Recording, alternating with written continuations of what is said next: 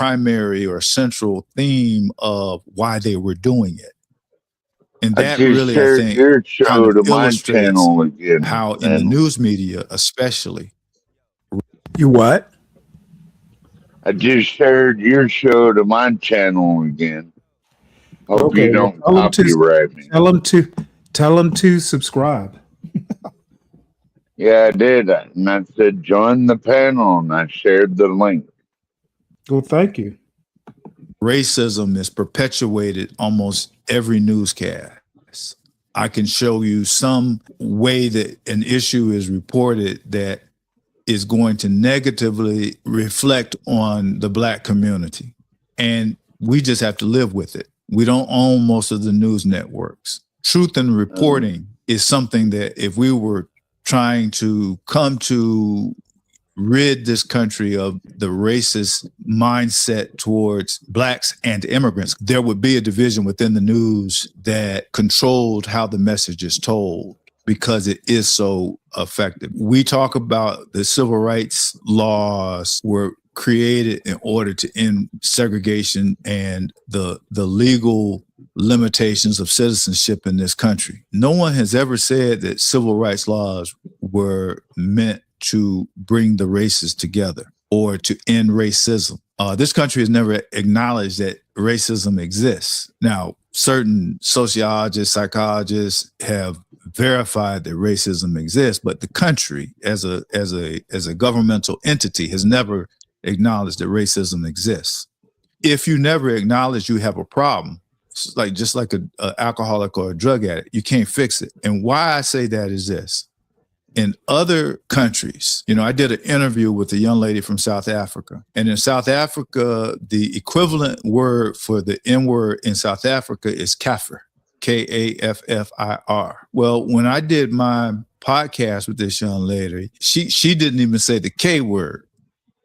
She said the word we don't use anymore. Countries that are serious about trying to end racism do things like that. In Germany, you're not allowed to do the Siegheil, the salute that was so popular during the days of Hitler, or wear a Nazi symbol. Those are the kinds of things that they realize that these images and these ideas are held in images. Yet in this country, for whatever reason, the N-word has never been made illegal. And the justification has been the First Amendment. So ridding the country of racism has never been a primary concern. Giving lip service to civil rights has been enough. And unfortunately, as African Americans, we've allowed it to be enough. If you look at what has happened to the major news networks, CNN has been bought by right-wing conservatives and will ultimately become another arm of the Fox News type media. MSNBC has remained, I guess, more to the left. But if you look at the statistics, who's watching the news networks are playing to an older white audience. And the way that it is being presented is in order to maintain the confirmation bias that the older white audience already has regarding their outlook on America. And what I mean by that in simple terms is Black people are bad and are the biggest cause of trouble in this country. And white people are good. And we're having to deal with all these bad Black people and immigrants who are coming over trying to change America and make it something it was never intended to be. In a very simple and simplistic way, that's how I see American media and news today in this country. If you look at the Articles of the Confederacy, every state within the Confederacy pledged that slavery would always exist had they won the war. So you have a certain population of people who were never punished for seceding from the Union, who believed that slavery was okay. And that same element of society has historically maintained its ideology. It's just not able to enforce its ideology because the Union won. So it goes all the way back to why the Civil War was fought. When I was in school, it was taught that the reason the Civil War was fought was as a result of states' rights. Those states wanted the right to pass laws that the federal government had to respect. What were those laws? They were slave laws. They were the Fugitive Slave Act and laws like that. They could leave South Carolina and go to New Hampshire and capture someone who had escaped and bring them back to South Carolina. There's always been an element in this country that wanted to utilize the free labor of Black people, or to have a subgroup of Americans who had no rights or very few rights. That element still exists. They just can't be as vocal about it as they were in the 1800s. But you see it every day. You see it with this administration and the attacks on history. I mean, it's relentless almost every day. And why history? Why is history attacked so much by this administration? Let's talk about it after the break. You don't study history for the purpose of studying history. You study history to learn about the past in order to predict the future. So if you understand that the Confederacy, after the war, those who fought on the side of the Confederates or the Confederacy committed treason against the Union. I was always told that. Well, that's where we're going to diverge a bit. First off, one of the biggest issues was not so much preserving slavery in the states that already had slavery. It was the expansion of slavery westward that, was one of the major triggers. The South needed land, growing cotton and stuff like that. Cotton exhausts soil. Pushing it westward was essential, for the profits to continue to roll in at the rate they had been coming in. Second off, I pretty much disagree that you can't predict the future. I think you study the past to understand the present, how we got here.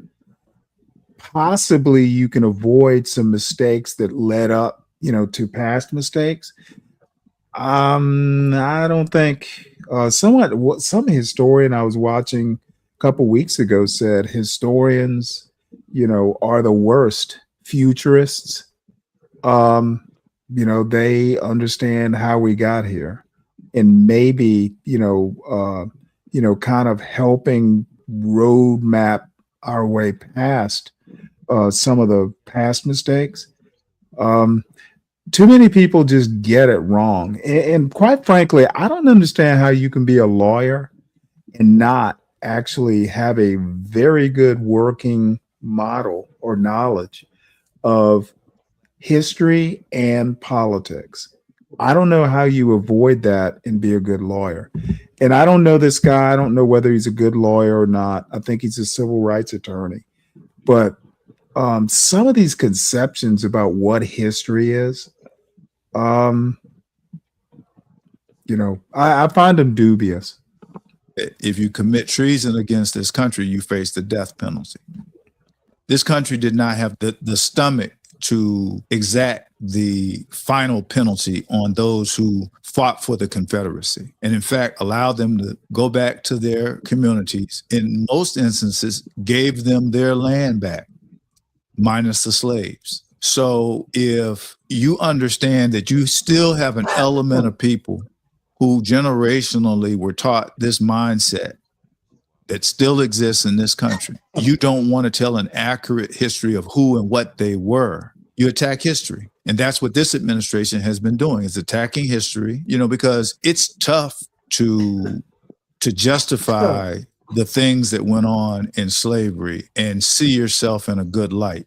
And this administration would prefer that portion of history, the degradation of a people, the mistreatment of people because of the color of their skin and because they had been bought, treating people like cattle. This administration would prefer that never be told in its most truthful element. Those facts that Thomas Jefferson would be considered a pedophile because he had children with a 14-year-old half sister of his wife, Sally Hemings. Those kind of stories make America feel queasy. What's up, and MOT? makes those who would What's have going on, man? Nothing much. Just kind of catching up with some stuff I didn't get to yesterday. Hey, MOT, what's up, homie? Yeah, what's going on, man? Chilling out. I agree with everything that this guy is saying, and the country would have been better off if we would have just marched those people into the Gulf of Mexico. We wouldn't have most of the issues that we would have had right now. Would have been an inflection point in history. Country would have been better off. Period.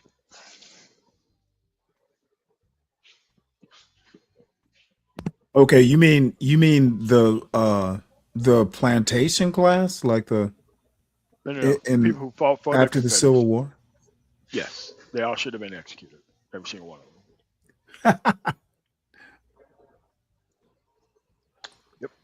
I never get into counter histories or alternative history.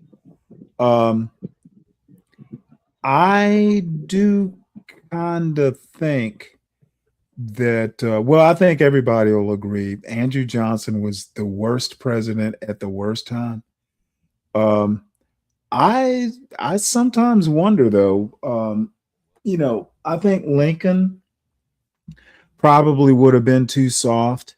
And in the end, what people I don't know that people actually understand that ending slavery was not synonymous with like equal rights. You know what? Many abolitionists wanted to end slavery because it was obviously a degeneracy that was basically turning like little white girls into cruel slave masters, that sort of thing.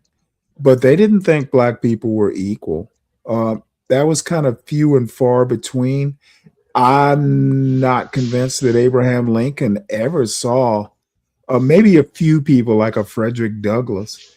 These people didn't have any, notion that black people were social equals, political equals, all that sort of stuff. So I just don't think a perversion of their religion to serve right. these type of ends. Right, but I don't think America ever had a notion of marching people into the sea. These were, less than 50 years later, they were doing those red and those blue and gray, like, hey, let's all get together at Gettysburg and have a picnic.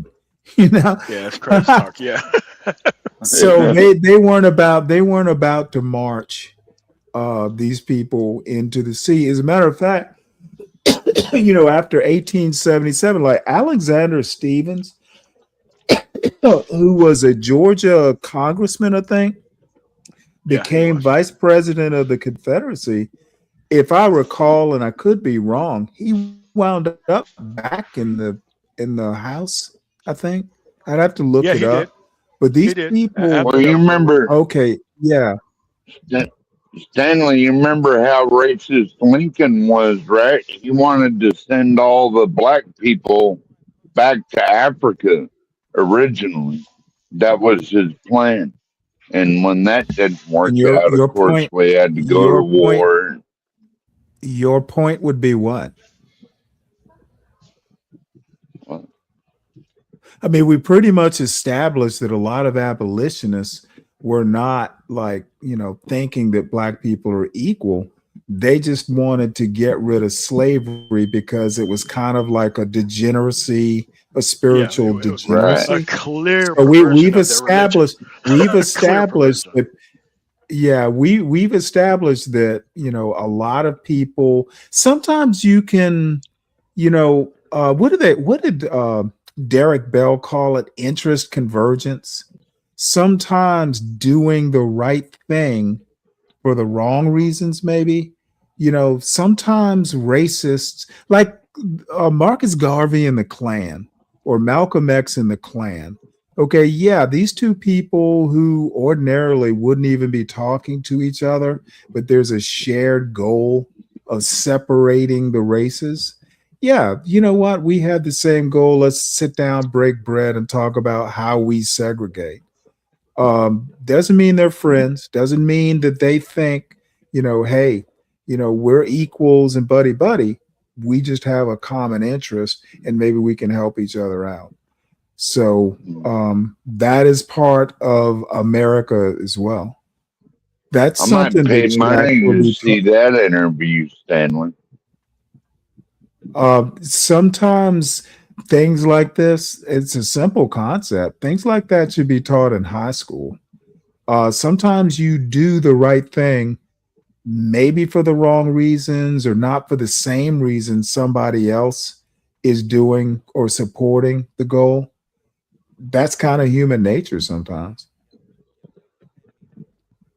I was thinking, yeah, the wife wants to go visit her father and you're busy working, but you encourage her to go because you get peace and quiet and she gets to see, her relatives. I've been there. And fighting on the side of the Confederacy feel a little queasy. So rather than have the greater America know the truthful story of its historical beginnings, it will prefer to blind America to that bad part, to that part that isn't comfortable talking about, so that they can continue with the propagation of the propaganda that America is the land of the free and home of the brave.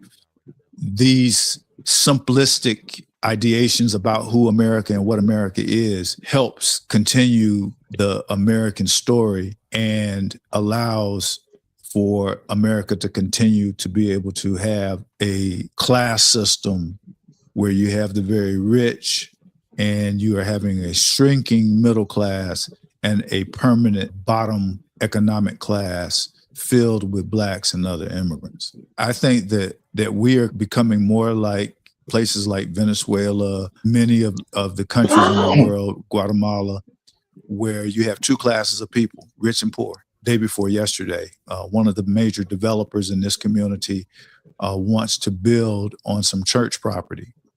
And I said, well, what did they want to build? And the young lady told me that they want to build workforce housing. And this is the thing about America, is that we love to use terms that seem one way, but are in reality very, very different. She told me, she says, it's housing for school teachers and for police officers and firefighters. And that's whenever anyone says this thing, workforce housing, that's the line that always follows. It's for school teachers and police officers and firefighters, right? Well, I said, did they define for you what workforce housing was? And she says, yes. And I said, what's the minimum income you have to get the workforce housing? $150,000. I said, now tell me, and this woman was a principal at a school, tell me how many teachers at your school make $150K a year? Malcolm X had a brilliant quote. He said, just because I put kittens in an oven doesn't make them biscuits. So just because I call it workforce housing doesn't mean it's for the working people. The median salary in Palm Beach County in some areas is $23 an hour. That's less than $40,000 a year. How is that workforce housing? Those are working people. I got caught up when I was a city commissioner. I got caught in that trap of, well, it's workforce housing, and not asking the second question. Well, what does that mean? Because politicians, lawyers, real estate moguls use a whole bunch of terms that if you don't know what they mean, they make them sound one way when in reality they are another way. Now, workforce housing at $150,000 is not workforce housing for for what would be considered the middle class here in Palm Beach County. The median price of a home being somewhere around $600,000 in Palm Beach County. There are very few people who can even qualify to buy a house. So now here is an apartment where you got to make 150 grand a year to move into it, or a condo. This is somewhere in Florida. I'm not exactly sure what he's talking about. And yeah, if he veers too much, I'll probably move on to the next videos. The next block of videos, 2 or 3 videos, is going to be Leonard Remix Roy roasting Stanley, because Stanley did not let Leonard Remix Roy commandeer the show. I don't do that. He's got a channel. If he wants to go live and do what Leonard does, I kept having to remind him, I'm not Latino or, all these people that enjoy your antics. We're gonna have to keep you corralled. We're not going to turn this in. We're not going to turn this into the Leonard Remix Roy show. You are not the guest star. I don't have those, and I rarely do open panels. So he has, if anybody has a main character syndrome, it is him. And telling him, not interested in the topic, let's stay on topic. He gets a little miffed, to use a word. You can call it condo, apartment, same thing. But the developer is selling the black church in notion that they're going to be helping the community by providing workforce housing, and the church is either purposely blind or haven't done their research. If they're purposely blind, that means that they are collaborators with the developer to use their land that should be going to their community. It's a piece of property attached to the edifice of the church that they could sell, and they'll probably put a 20-story condo on that property because it overlooks a lake, and it could look back towards the city until they build something in front of it. Very centrally located, would be a great development. And it would be especially great development if that church was able to get with 2 or 3 other churches and develop it and make it so that it could be workforce housing. I see churches that get in bed with developers. Essentially, Lincoln realized towards the end of the Civil War that ending slavery was an economic weapon. Okay. Once slaves could run towards Union lines and abandon plantations, during the Civil War, slaves in the South were still producing food and that sort of thing to feed the Confederate Army. So having slaves going, I'm going to throw down my hoe and run towards the Union lines, you're basically starving the enemy. So Lincoln had all kinds of notions, but towards the end, he's like, hey, you know what? We need to win this war. And I'm paraphrasing a lot. I'm by no means even that much of a Civil War buff, but and not only that, if you were a young black male fighting for the Union Army, there were perks, voting, pensions, that sort of thing.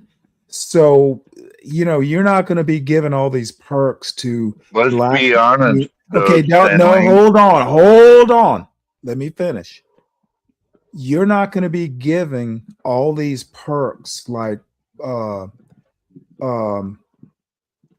benefits, monetary benefits, pensions, that sort of thing. You're not going to be giving it to people you want to ship back to Africa. And unfortunately, we don't know, what the end point or how Lincoln would have evolved in the end. But I think the radical Republicans at the time, they were firmly in control for quite some time. They did some Mitch McConnell shit to get things like the 14th and 15th Amendments passed. They were Mitch McConnell level diabolical. So this back to Africa stuff, yeah, for a time. But I think at the end, he wasn't thinking that way. As it turned out, black people were fairly useful. People like Frederick Douglass, who had two of his sons fight in the Civil War. One is like a sergeant major or something. He was kind of prominent. I think in the end, I'm not going to say that, Abraham Lincoln was reformed and he saw the light, but he definitely saw a certain class of black citizen is very useful to the country. What do you have to say, 12th man? Well, I was going to say Lincoln wasn't all that great toward black Union soldiers either. I mean, you had to have this one general fight just to give them boots, and then they didn't want to harm them either. Okay, what's right? your They what's didn't your want to point? give them Is guns. your point okay? All that changed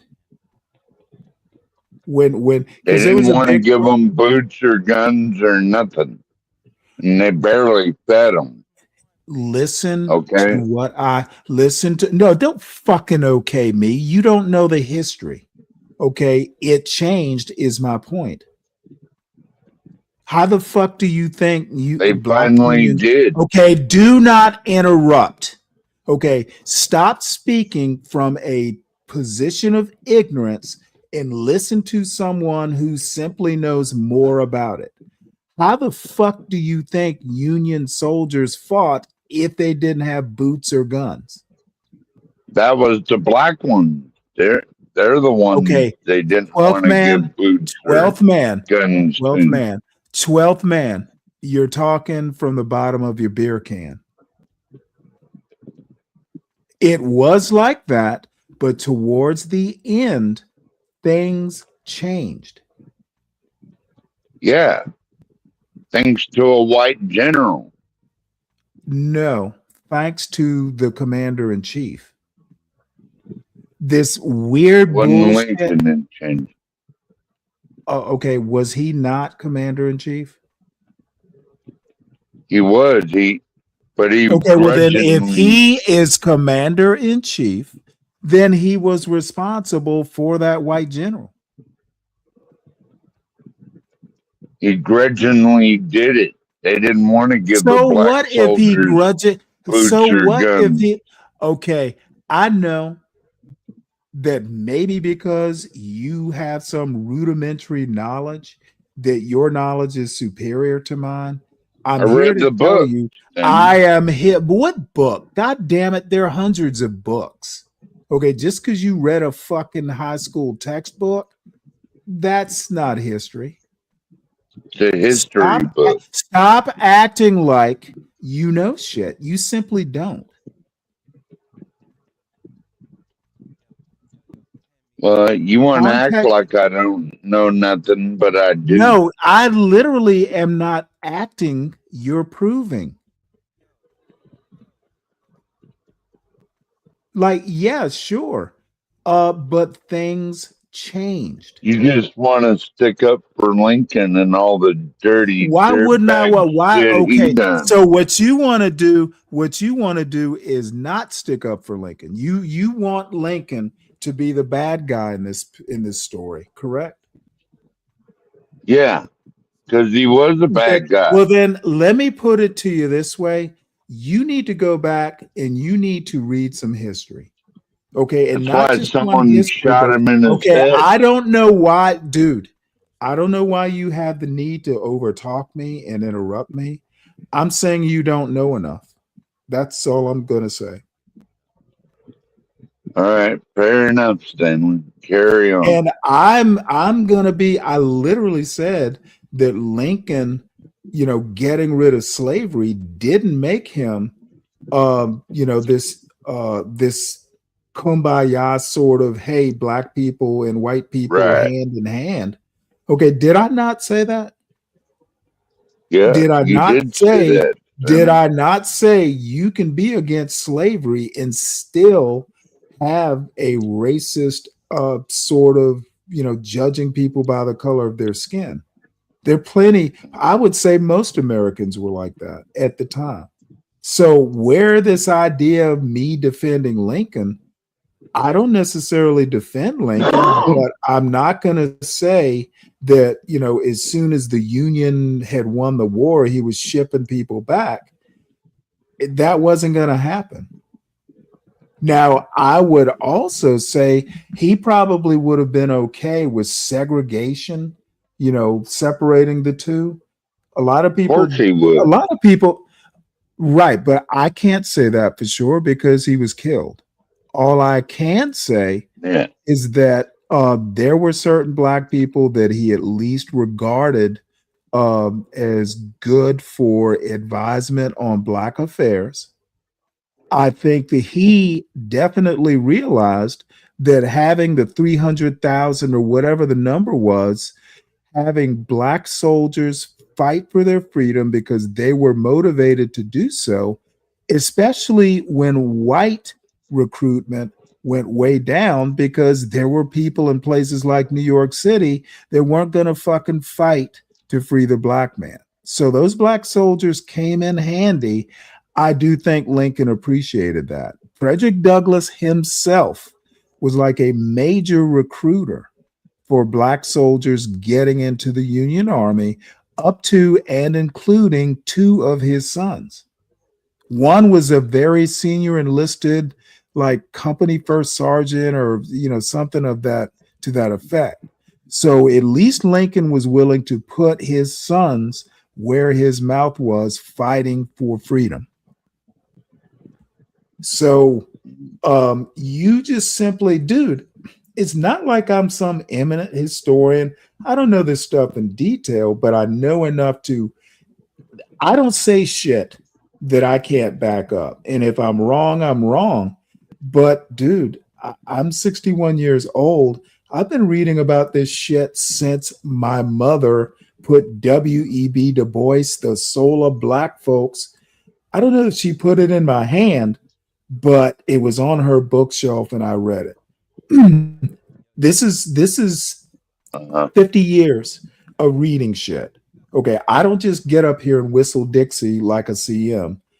I generally have an idea of what I'm talking about. And if you don't, as I said earlier, I'm tired of dealing with people who just fucking come up and they just want to repeat, shit that they've heard on YouTube shows or from a high school textbook they read 40 years ago.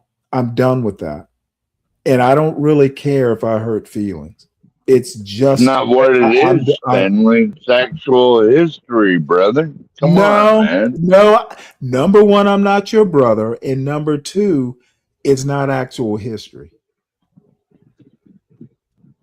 Okay, I won't call you Literally, brother again. literally, It is. literally, it is not. And you don't know it. If you think history is a bunch of timelines, facts, and figures, then you don't know what history is.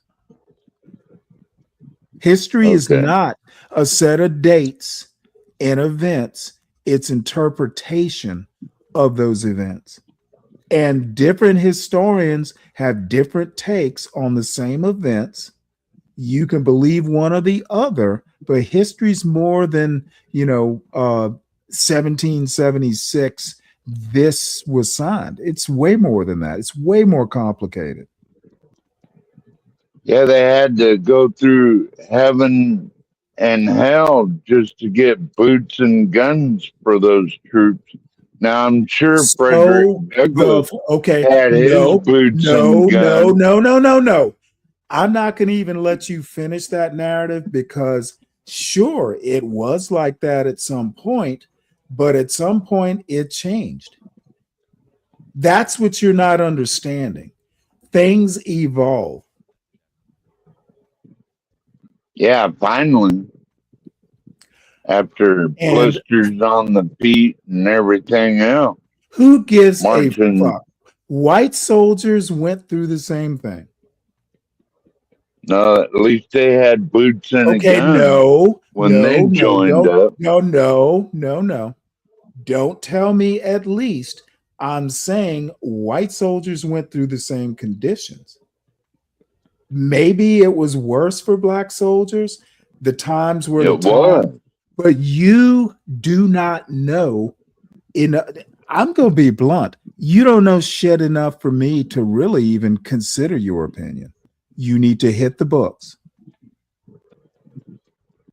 I'm telling you stuff that I read Don't from a tell book. me. Don't tell me stuff I already know.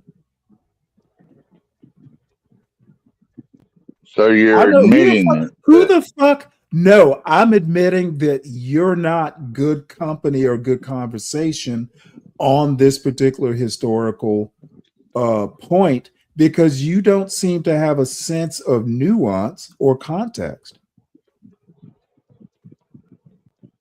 Well, it's your opinion, Stanley. You're welcome No, to it. it's not. It's not my opinion. It's what I've read, written by actual historians.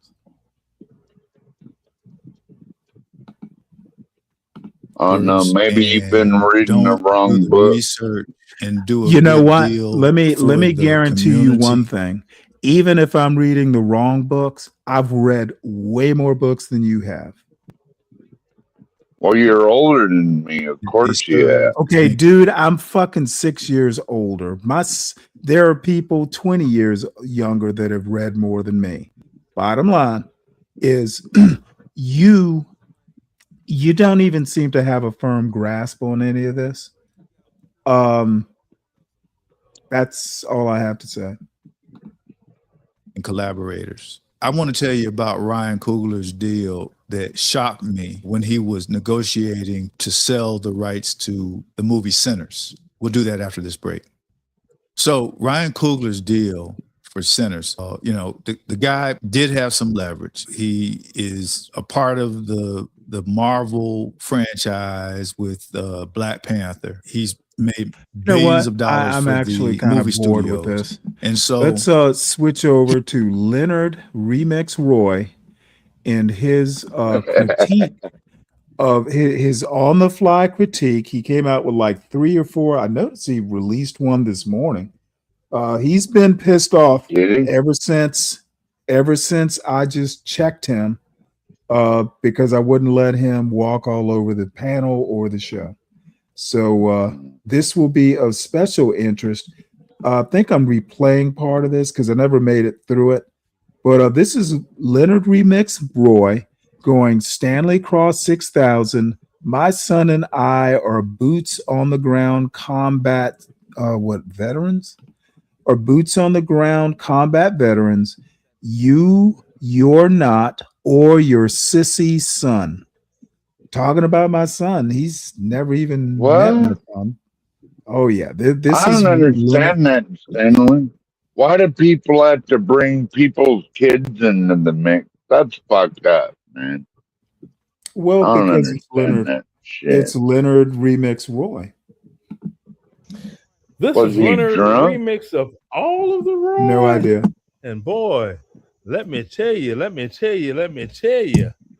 boy, Stanley, all in him little feelings, little anchor cranker Navy dude. That's the flag of my people, Louisiana Creoles. And I'm proud to be an American where at least I know I'm free and I don't have to be a goofball anchor cranker like Stanley. Yeah, he was in the doggone Navy. I asked him, I said, you know what this is? I just happen to be wearing this shirt. No, I said, Black Knights. This is West Point. This is a West Point t-shirt. I'm like, did you become an officer by going to the Naval Academy? That's pathetic. I went to OCS. I'm like, oh, now I see why you doggone ended your career as only a captain. Yeah. And you talking about, yeah, all your Mercedes? It's like, yeah, all my Mercedes. I love Mercedes. Oh, yes, I do. I love Mercedes. Yes, I do. I'm not going to show the license plate and dox myself, but no license plate in the front here or here. Oh, Yes. Stanley. Oh, look at that. 101st Airborne. Third ID. Now, let me explain something to him. When he was talking about the Navy and Marines and combat. Okay. Vietnam era, that shit was cool. But who led the invasion? Desert Storm. That would be United States Army, First Armored. Not the Marines. That are part of the Navy. And the Navy, unless you're like a CB combat engineer, something along those lines, or Navy SEAL, you never boots on ground. Stop it. You know, he's a F egg like the rest of them. Now, that was Desert Storm. Let's move on up. Now, oh, wait a minute. Any positive, Stanley? Wait a minute. Now, when Yes, sir. Thank you, Stanley. Now he proudly displays his West Point T-shirt. Well, I can go on Amazon and buy one of those. I guarantee you, this motherfucker is not a West Point graduate. Otherwise, he would not be on there doing all this stupid shit. Well, No I West said Point this grad last would night. do that. A lot of people like Leonard, and I could think of a whole host of people, they just depend on their audience's ignorance. Okay, Leonard had to go back to high school or get a GED or something to even join the Army. So why he's so proud of a t-shirt somebody sent him who worked at West Point or something like that. His sons didn't go to West Point. He didn't, he didn't graduate from high school, didn't qualify for the Army, had to go back. And as I tried to tell him, it really doesn't matter whether I went to Annapolis or OCS, which I did. Had we met each other on the pier or something, he would have given me a smart salute and gone, "Good morning, sir." So, none of this actually matters. And I don't know what it is. Captain. He called you Well, captain, yeah, Stanley. he's Wasn't not you a even. lieutenant? He doesn't understand. Well, I was the equivalent of an Army captain, but Army captains, like company commanders, they have a lot of power. So, Army captains are not to be sneezed at. So he's just venting because I wouldn't let him, if you've ever seen Leonard on a panel, he will take over that panel and talk for an hour. And I wasn't having it. I'm not, this isn't an open topic panel generally, almost never. And I'm not that impressed by his antics. And he got pissed off. And that's fine. It's just a temper tantrum. Because he releases like 5 of these. 5? When Something like that. Afghanistan came up.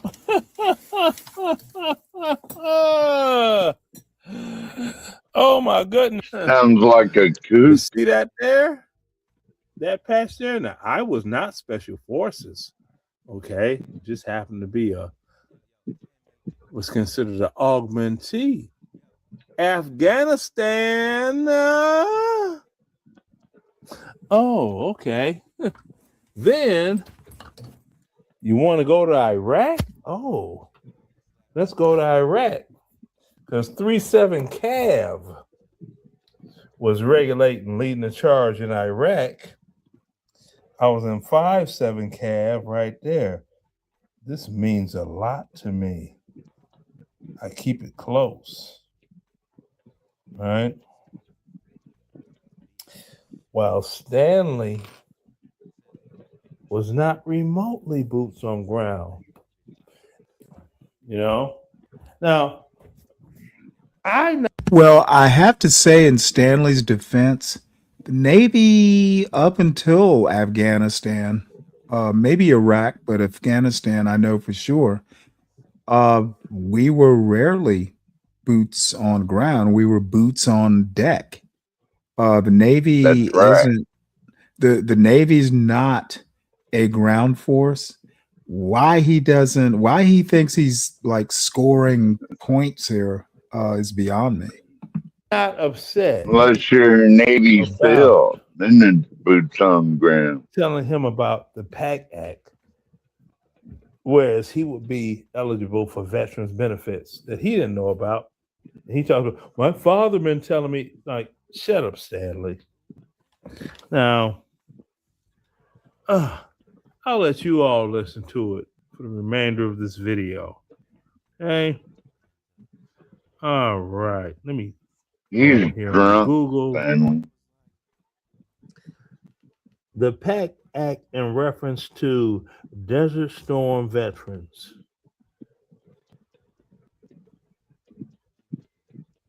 And this is what happens when apparently people get drunk and they're hearing their own voice louder than other people's voices.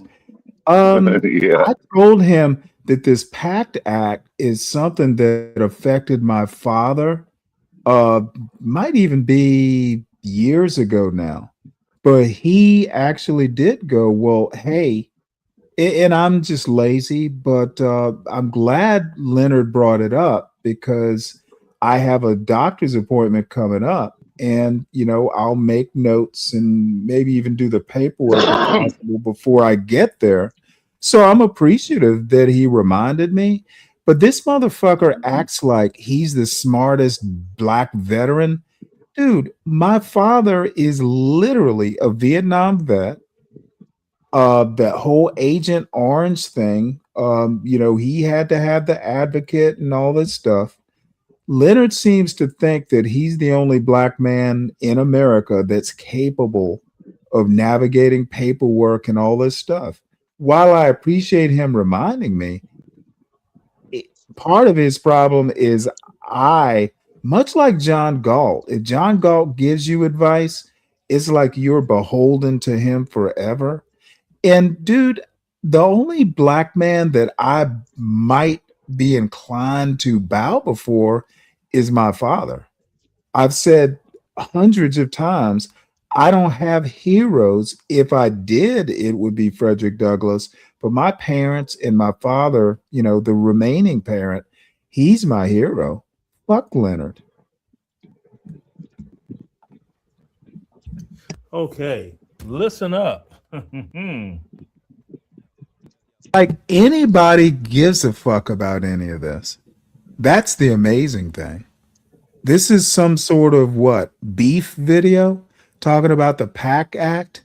The PACT Act expands healthcare and disability benefits for Desert Storm veterans, specifically those exposed to toxic hazards. It presumes exposure for veterans who served in Southwest Asia after August 2nd, 1990, removing the need for them to prove direct exposure.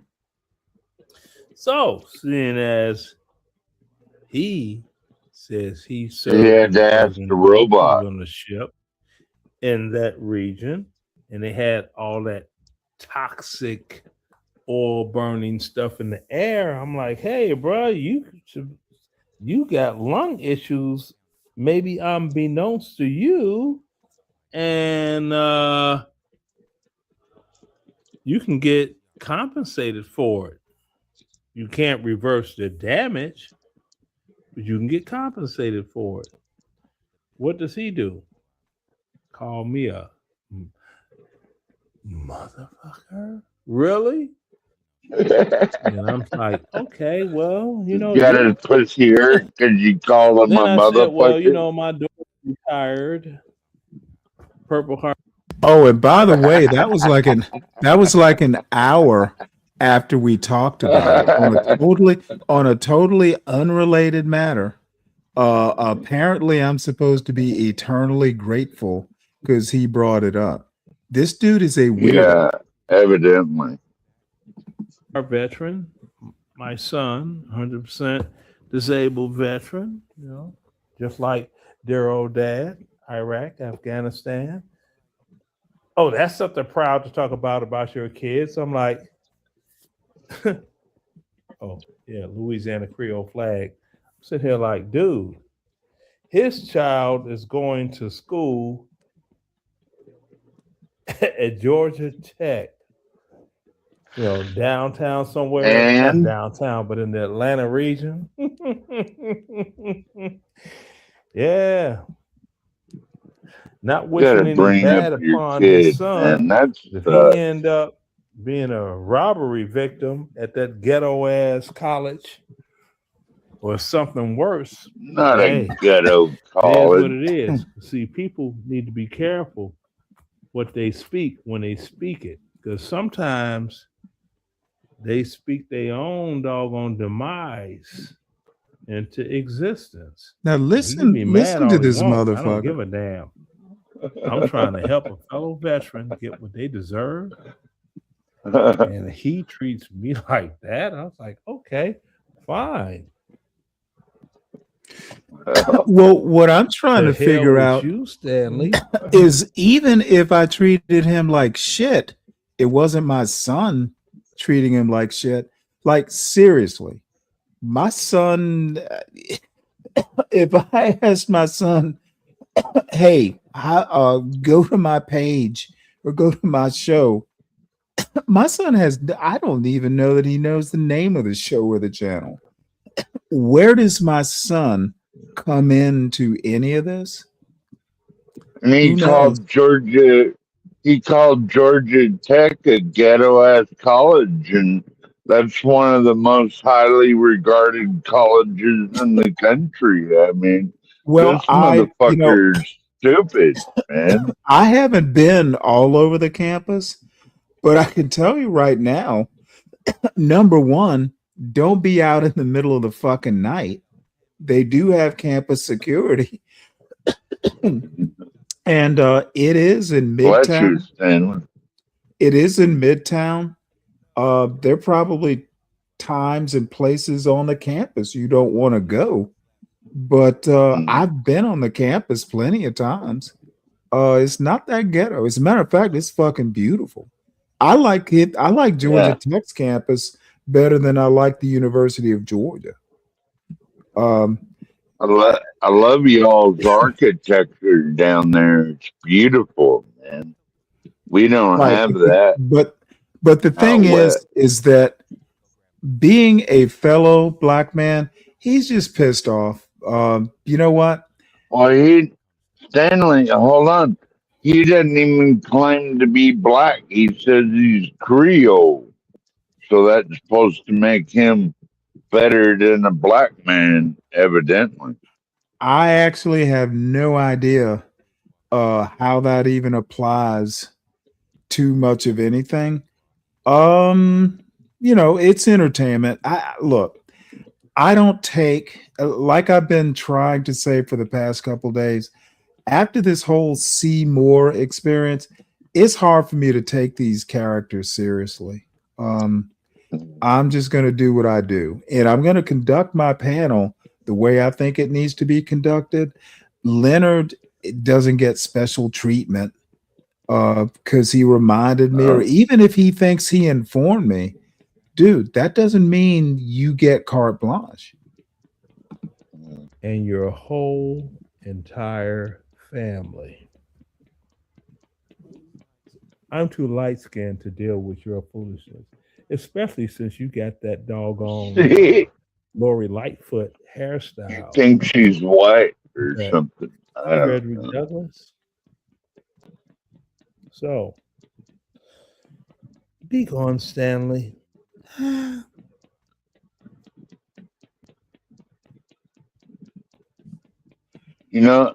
He's actually been banned from a lot of panels, like Gospel of Bob, don't let him up no more, or anything. Because he just likes to take over the whole panel, Stanley. Right, and that's not going to happen here. But whatever. Like I said, it's light entertainment.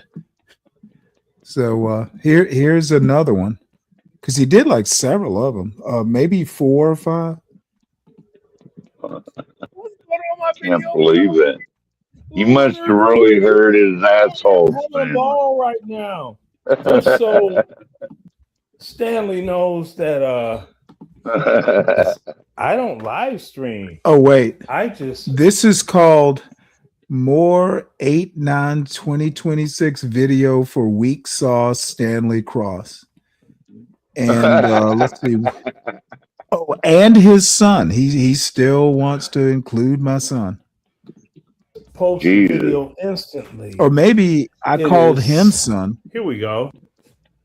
3:34 a.m. East Coast time. This is Sunday morning. I have nothing to do because I have nothing to do.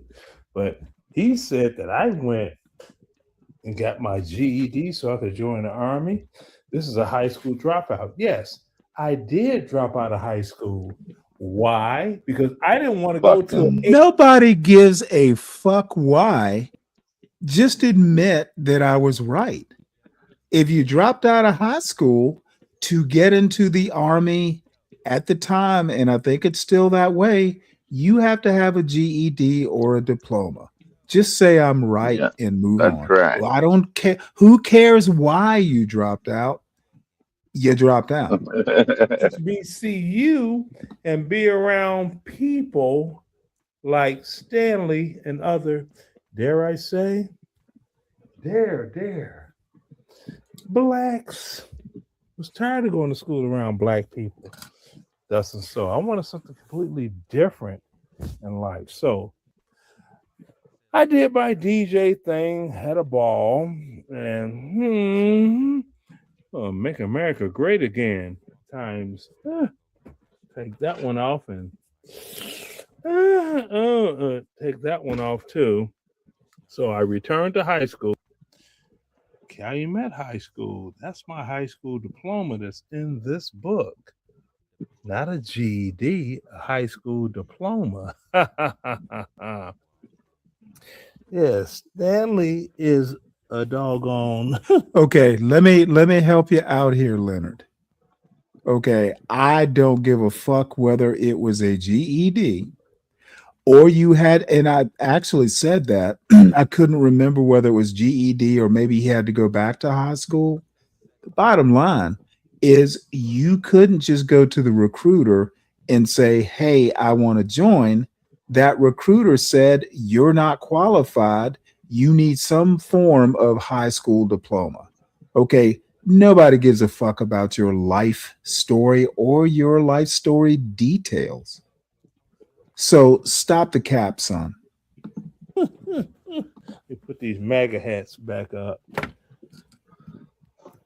Stanley is a jerk. He's not boots on ground. His little Yeah, sissy you're a ass jerk. son I'll confirm that, didn't have Stanley. what it takes to even be in the military. Yeah. It's a sissy. So my son, Sissy. He's talking about my son is a sissy. Other than telling, some good stuff about my son, where is he getting the notion that my son is a sissy? Where the fuck does he I get this? don't know. He Let's see, just says it because he's online. He wouldn't say that to your son's face. He'd never he say would- that to let your me son's put it to face. you this way. We don't travel in the same social circles. I'd be surprised if my son ever even ran into him. Yeah. oh, so I his don't children, this understand and that. that. My son did what your son would never do. Of course, that's me, and that's my daughter. Oh, Lordy, Lordy, Lord. You see that? That's his wife. Oh, Lordy, Lordy, Lord. Let me move all the way over here to my Lordy, lordy, grandbaby. lord. Yeah, I could live with her being Navy. She's a girl. That's what's for the Navy, unless you're a Navy SEAL. Girls. Girls like you, Stanley. I can't even call your son a girly boy. He wasn't even in the military, Stanley. Yes. So what? So this is what I'm going to see. I'm going to show this a little bit right here. Let me turn the volume up on this. Do I got him muted? Let me see. Yes, I do. And where's the whatchamacallit? Oh, wait a minute. I have to plug this into the monitor. When Afghanistan came up. Oh, that's what I was talking about. Yeah. I know. Does this dumb fuck understand that I was way out of the Navy by the time Afghanistan became a thing? I was out years before 9/11. What the fuck? Why does he keep bringing up Afghanistan? I got out of the Navy in 1994, 10 years or 9 or 10 years before 9/11. What is this man's problem? Other than I don't give him deferential treatment like RLM and all these other content creators. Leonard's just another guy on YouTube. He's not that special. That part is okay. This You see around. that there? Yeah. That patch there? Now, I was not special forces. The way Yeah. he keeps tackling is kind Let me of see what he annoying. says here. Stanley. Afghanistan. Yeah. Oh, okay. Then you want to go to Iraq? Oh, Mother. This guy thinks that I don't know shit about the Army. If you didn't go to Ranger School or any of these schools, you can be attached to a special forces unit, but that doesn't make you special forces. Does he not think I don't know this? Dude, what special forces school did you go to? What tab did you earn? Son, you keep thinking that I'm one of your ignorant fans. I don't know a lot. I don't know a lot about the Army, but I know enough to know that combat engineers can be attached to a lot of things. Boots on the ground. What does he expect someone in the Navy to be boots on the ground? Especially before Afghanistan, the dude is low vibrational, low tolerance, thin skinned, and he's clowning himself. But please continue. Bugger, nobody cares about this. Am I confused? you Am I see that? confused? Did I not listen to your channel earlier today and this guy was on your channel? Yeah, he was on for quite a bit. And now all of a sudden he has a problem with you? Well, Uh-oh. I wouldn't, a lot of people just kind of let him ramble on and over talk and Let's stuff. listen. And I'm Yeah. simply not going to let it happen unless it is somehow conducive to the question. No, of course. Some people don't like being put in their place.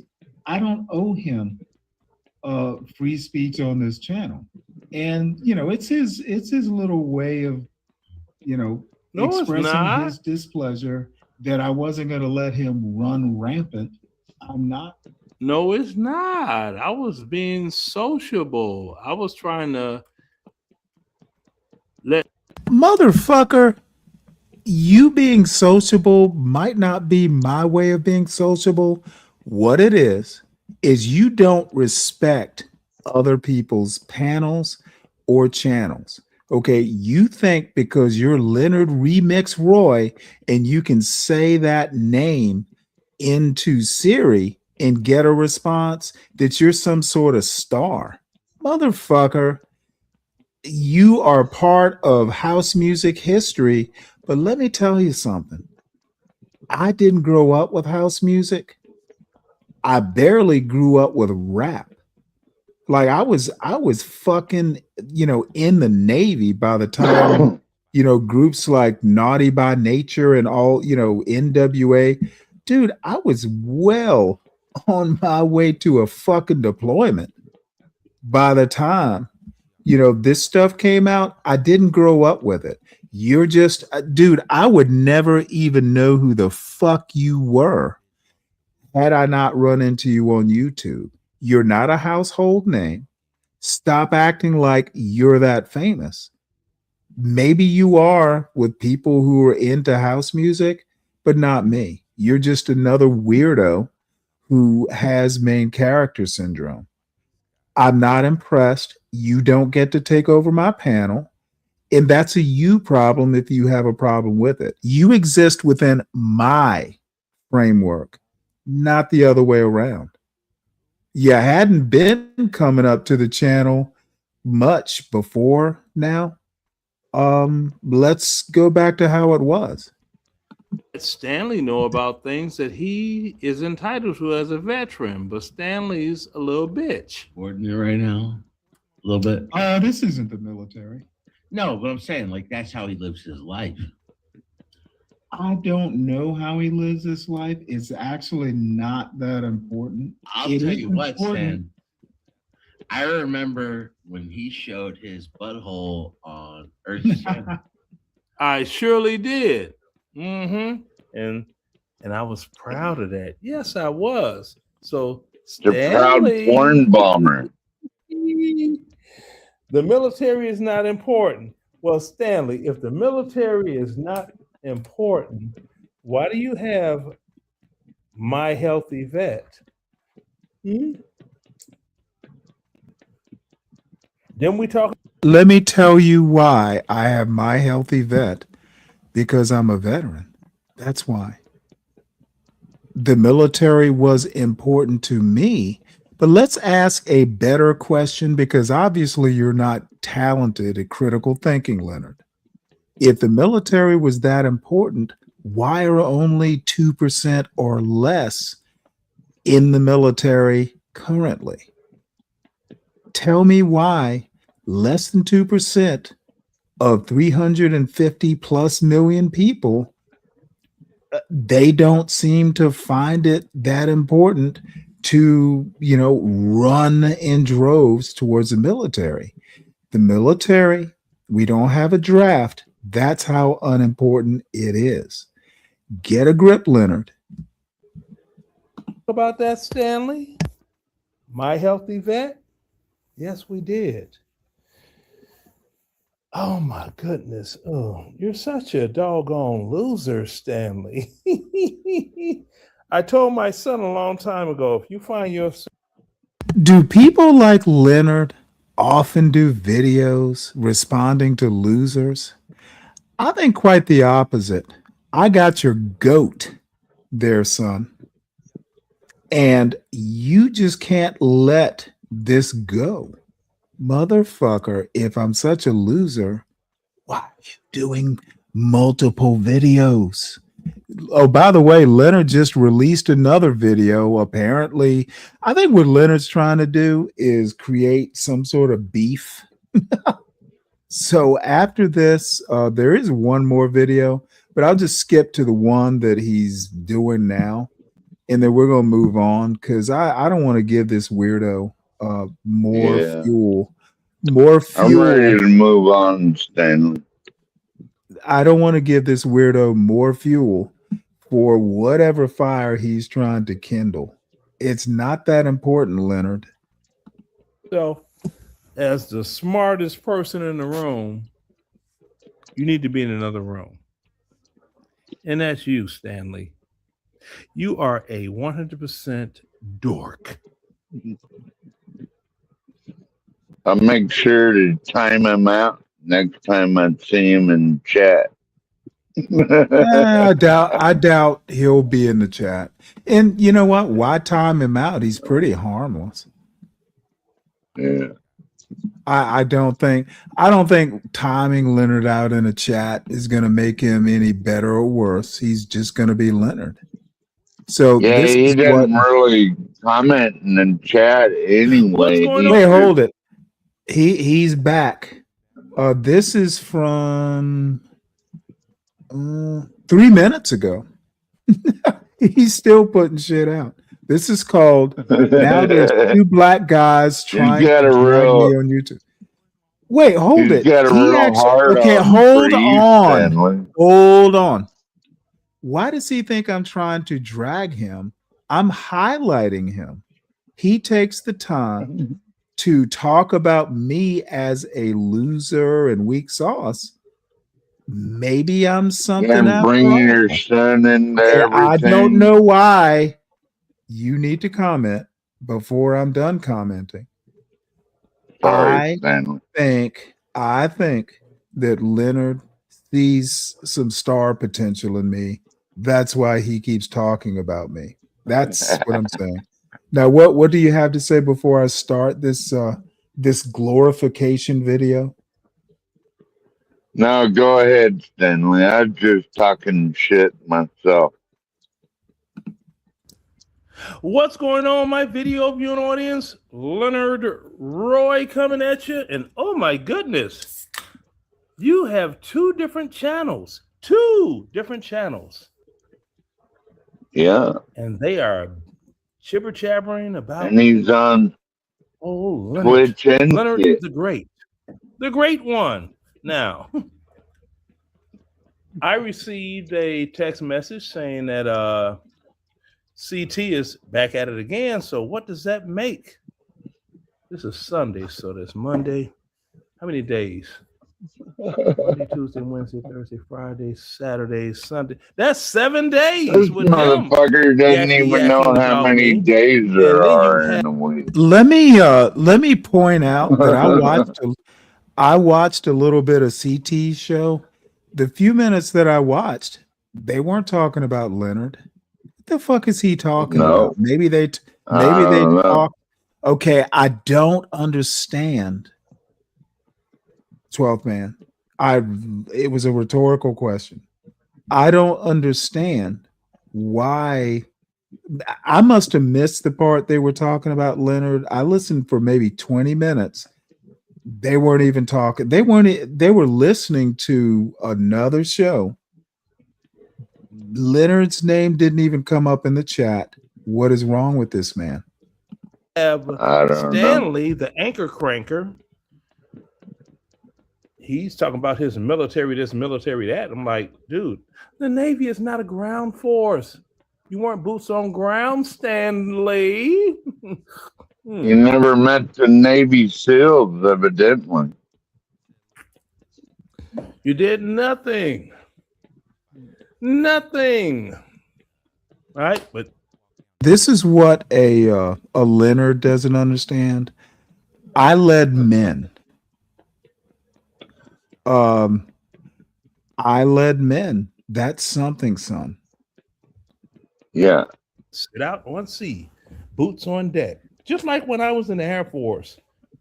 This motherfucker had to choose a force, Air Force, Army. He couldn't even settle on a branch. Is the Air Force He boots on wasn't the in ground? no Air Force. I don't believe they let you in the Air Force with a GED. I don't think they let you in there. No clue where you're getting that timeline from. He didn't say he got into the Air Force with a GED. At least I don't think he did. My point is that, dude, there's you know what? I'm not going to even go there, but getting out of one and going into the other, there's some suggestions that going, ping ponging back and forth and all this stuff. There's some things that I could go into, but I'm not that interested. Right? Oh man. Yeah, and then I was watching this movie. This is Stanley right here, live and direct on TV. Ooh, we're gonna get the shit now. Yeah, the shit. We're gonna get the shit now. Ooh. Looking like Mr. Sims from Tales from the Hood. And CT, that big mullet head. Oh man, and I had to click on this. You got this one Republic Tea Room. Look at this one here. Old broad, young picture. Look at that. Old broad, young picture, never cams up. She's talking. Well, you can look at his teeth and see he's very unkept. I'm like, right. Well, my credit score show kept nice. Look at it. Look at all them. Look at that shining, that glistening forehead. Look, the glistening crispy. Glistening crispy. Oh, hello, my baby. Hello, my darling. Hello, my ragtag gal. Oh my goodness. Yeah. So this is good. Tackling motherfucker. If they talk about me enough doggone traffic is going to come my way. And hell, I may start live streaming again. I just may do it. You know, start live streaming again. Yeah. It's a damn shame. And see, these same people, they talk a terrific, great game. Yes, they do. And then when I say, well, click on my bank, there's my credit score. Can you match it? Or I show a receipt. This is what the little bit of money I withdrew out the bank today, that's the remaining balance. Can you match it? I asked them. Okay. Prove that you are a homeowner and not a renter. Show that part. Can you match it? They can't. Like I said, and especially with Stanley, I'm like, says he lives on the Stanley, why does he think you need to prove anything to him? Alabama. I don't get it. No idea. He was talking about they had a power outage. Oh, okay. I know exactly where that's at because I got a buddy that's down in Columbus, Georgia, Fort Benning. Okay, by the way, I live nowhere near Columbus. This dude is weird. I literally, maybe a couple hours from Columbus. So what is he talking about, power outages? Let me rewind this a bit. A buddy that's down in Columbus, Georgia, Fort Benning way. So Stanley is either Phoenix City, Alabama, if I didn't already say, where they pay $795 a year property tax, or on the Fort Benning side, Columbus, Georgia. Literally nowhere near Columbus, Georgia. You know, that Alabama border is a long ass border. Listen to this weirdo. What the fuck is he talking about? Nowhere near Columbus. Dude, this is what happens when people don't mind their own business. They beclown themselves. Dude, literally nowhere near America's Columbus, all that shit.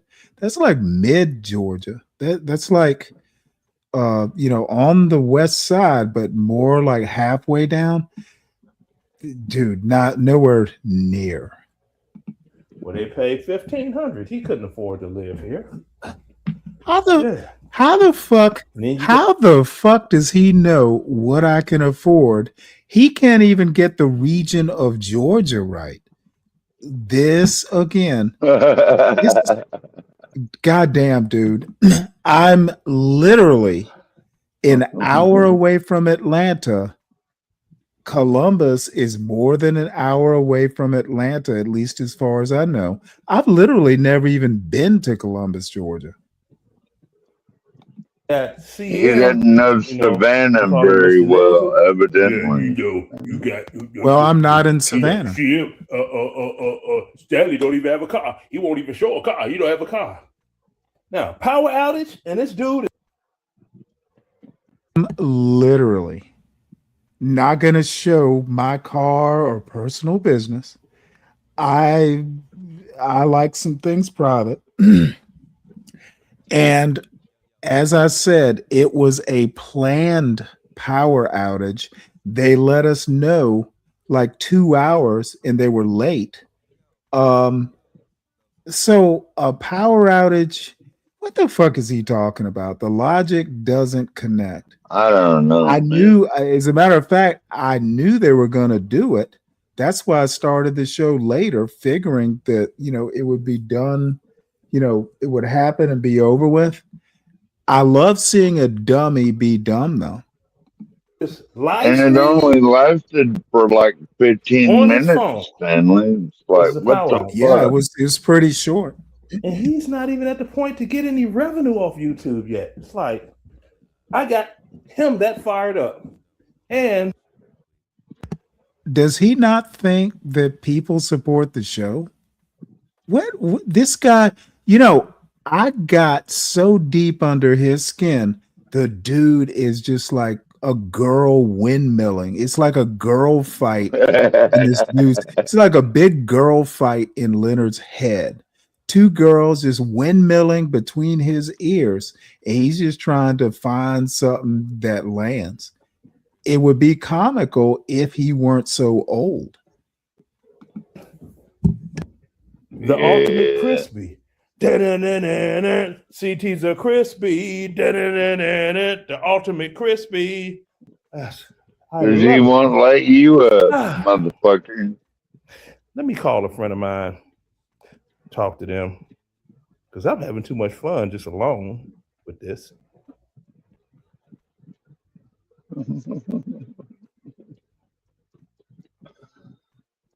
It's almost sad, Stanley, watching that old man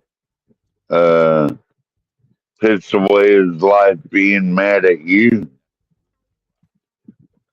I don't think he's pissing away his life. I think he's having the time of his life, to be honest. What else would he be doing if he wasn't fussing at me and CT? So let's see where I am. CT don't let him up on panel.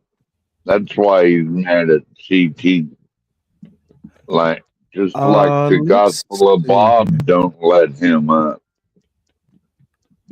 He's mad at the world. Oh well. I see that Universal's show has started. I'm not even sure. It's something like parasocial obsession when watching turns into ownership. And this is like Tina and Andrea. I'm not even sure I'm that interested in it. I see C. Moore is over there.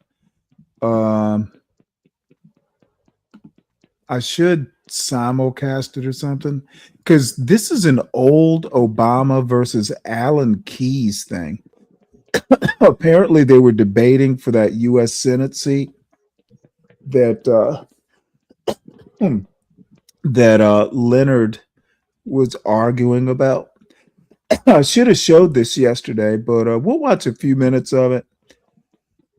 And this is vintage Obama before he was even in the U.S. Senate. And then maybe I'll just end the show and go over and watch the travesty. But I can't imagine Tina and Uniquely, versus C. Moore would even be that interesting. unless you're into that. Chicago Tonight election coverage is made possible in part by the City Club of Chicago, a nonpartisan civic organization dedicated to enhancing the discussion of public policy.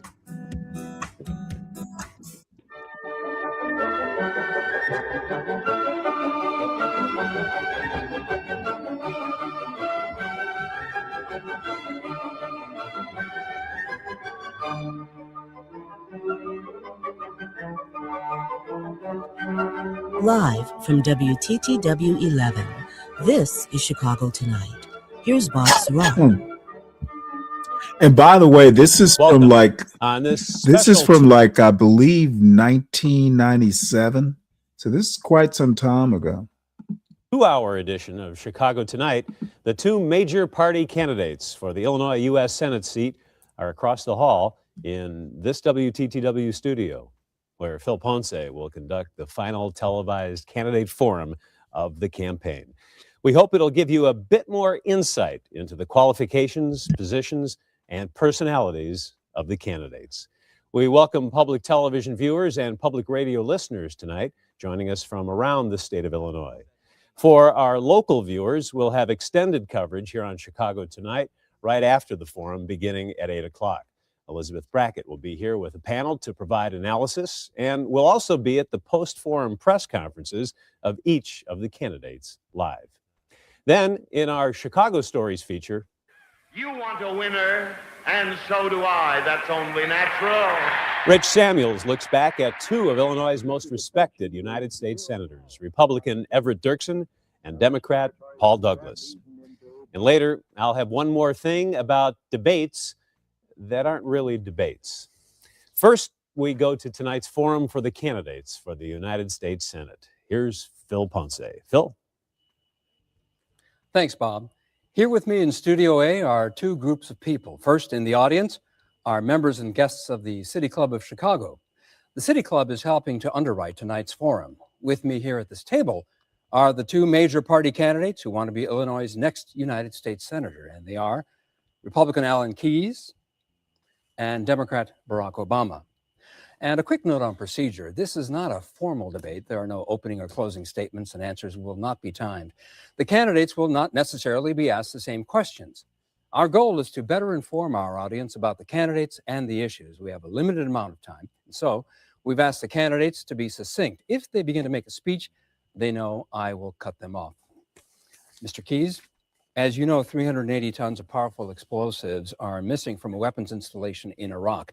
Senator Kerry is calling it one of the great blunders of the war in Iraq. You have been generally supportive of the war, but what would you say has been the greatest blunder of the war? Well, I'm not sure there has been, in my opinion, any egregious blundering. I think that there could have been a greater effort over the beginning of our efforts there to bring in others. I would have brought others in on the political side of the equation to help deal with the business of putting together an Iraqi government. I think that could still be done. But I think it's absolutely imperative that we keep the security dimensions of the Iraqi war under the control of the United States so that we can pursue what ought to be our main objectives, which is to make sure that Iraq does not become a base for terrorist activity, that we are able to make sure our government does not come to power that will aid and abet terrorism, that we are able to do what's necessary to prevent weapons of mass destruction from falling into the hands of terrorists. Those national security goals are the proper goals of our effort, and I think we ought to be looking to the Iraqi people and to the international community to help deal with the political dimensions of establishing a stable government there. Senator Obama, you have been critical of the decision to go to war, but what would you grant has been the biggest success? Well, I think that the initial military was extraordinarily successful in moving into Iraq, and I think that it exceeded all expectations, even those of us like myself who expected the military to be successful. The initial incursion into Iraq were stunned and impressed by how efficient our military and our brave fighting forces were in executing it. But going back to your previous question, I think that 380 tons of explosives that are now being used on roadside bombs is an enormous error, particularly when the Bush administration had been warned by the Atomic Energy Commission. I mean, in past debates, Ambassador Keyes has suggested that somehow I'm naive to question how we've gone about this war in Iraq. It strikes me that this administration has been naive throughout. It was naive in terms of thinking that we'd be greeted as liberators in Iraq. It's been naive in thinking that somehow this would actually diminish recruitment for terrorism. In fact, it's accelerated it. It's been naive with respect to how difficult it was going to be to secure the peace. And it strikes me that, unfortunately, our troops and our taxpayers are suffering from those errors. Mr. Keyes, naivete on the part of the administration on those counts?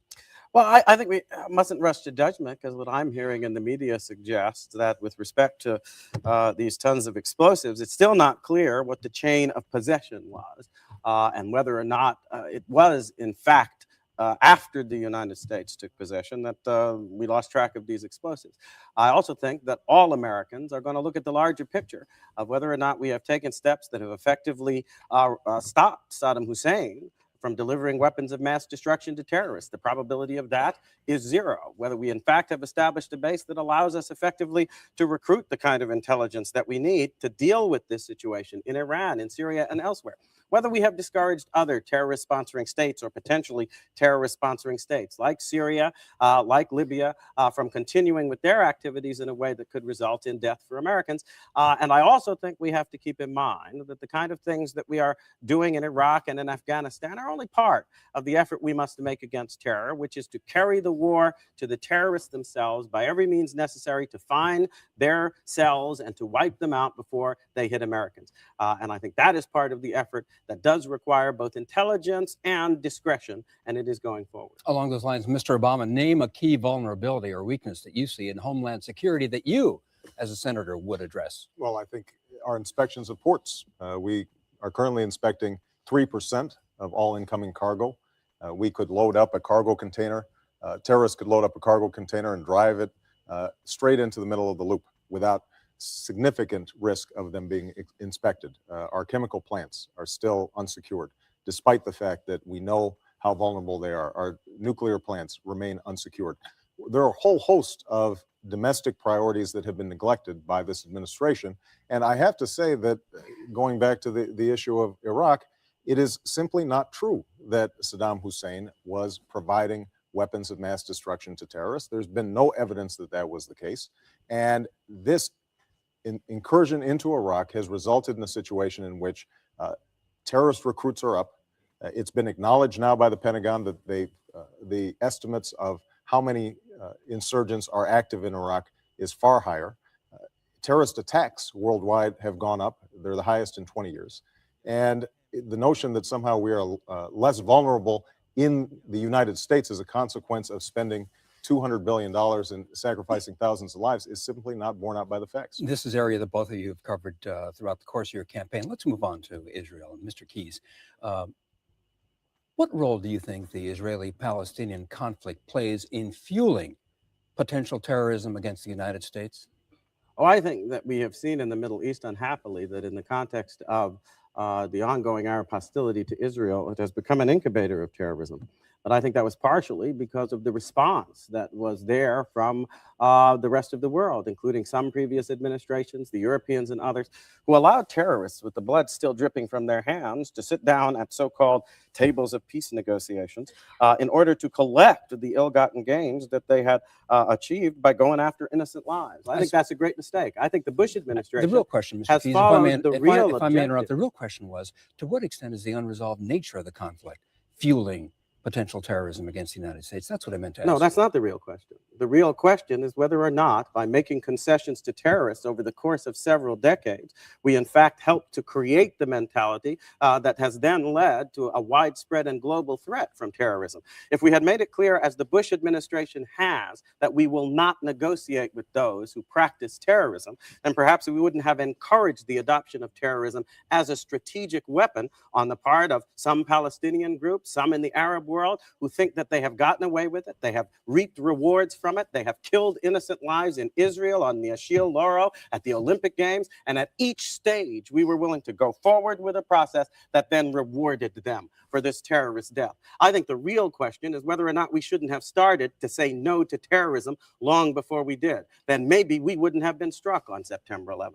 Mr. Obama, your thoughts on the role Israel plays in the potential motivation of potential terrorists against the United States? Well, I think that the ideology, the death cult that's perverted one of the world's great religions, doesn't need an excuse like Israel to engage in the kind of violence that people like bin Laden have engaged in. I think that obviously, to the extent that we can arrive at a peaceful settlement in the Middle East, that would be helpful in draining some of the anti-Israeli and anti-American sentiment that exists there. But we've got to take more steps than that. I mean, one of the concerns that I have, for example, is that we have not been particularly aggressive in promoting the establishment of secular schools in the Middle East that would counteract the madrasas that are basically the only education that young Islamic men are receiving in places like Pakistan. So there are a whole host of issues that I think we're going to have to grapple with. This is a battle of ideas and not simply a military battle that we're engaged in the Middle East. And I think that one of the tragedies of the Bush administration is they've been very neglectful of that second leg of the battle. Let me ask you this, though, along those lines. Today, the Knesset voted a strong vote of support to Prime Minister Sharon's plan to withdraw settlements from Gaza. Is that a sign that the administration's support of Mr. Sharon is well placed? Well, I think that Mr. Sharon took an enormous risk and an appropriate risk in that particular circumstance, because what you've seen is a failure of the Palestinian leadership to clamp down on the sort of terrorist activities that have been taking place. And for the Israeli government to take this sort of unilateral step, I think is entirely appropriate in terms of protecting their people. Ultimately, what we're going to have to see is the Arab peoples and the Palestinian people develop the sort of legitimate political leadership that is able to negotiate in a nonviolent fashion and have the will to clamp down on terrorism in a way that has not been done. Let's move on. Let's move on to what the I find it hard to understand. Go ahead. Is over the course of time, you have criticized the Bush administration time and again for a so-called failure to engage in the peace process, when in point of fact, when they withdrew and refused to deal with terrorist elements immediately after they had attacked and killed innocent Israelis, they were... Yeah, looks like people have lost interest in tonight's show, and I will probably pick this video up at the start of tomorrow's show. Hopefully I'll be back around 4:30. I dropped Universal's link into the chat if people want to go over there and witness that, as I called it, mud wrestling pit. So I'm going to go ahead and wrap this up, and I will hopefully see everybody tomorrow. Enjoyed it.